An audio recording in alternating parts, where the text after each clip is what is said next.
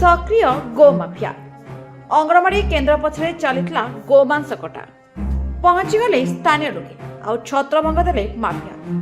कप्तिपदा थाना बुढ़ाघाटी ग्राम में देखवाक मिछे एभली घटना। किछि माफिया एवं दुर्बृत्त बुढ़ाघाटी अंगनवाड़ी केन्द्र पछरे काटुथिले एक गोरु कट।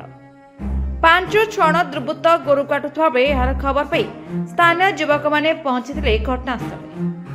युवक माने घटनास्थल पहुंचा पर फेरार हो जाते दुर्बृत्त। एने कप्तिपदा पुलिस को खबर देवा पर घटनास्थल पहुंची तदंत आरंभ करिछि पुलिस।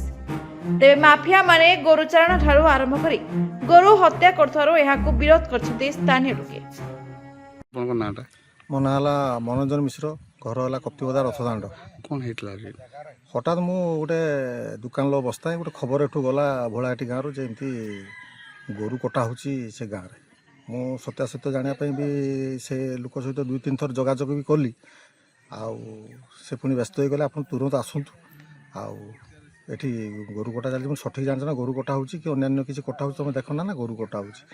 मु तत्क्षणात सांगे सांगे किसी पिला खबर दे मु से फील्ड उपर आसिक बसिकी देखिली जे प्रकृतर से भाया किसी कम होची।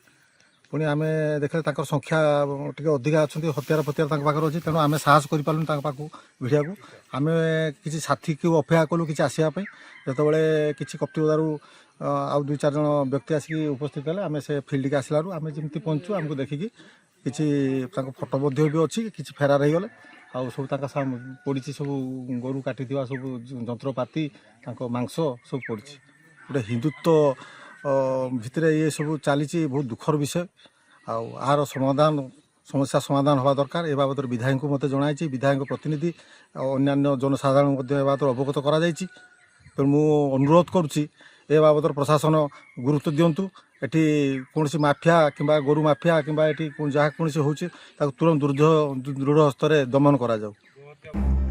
मयूरभंज संजीव कुमार रंजित का रिपोर्ट नारद न्यूज ओडिया।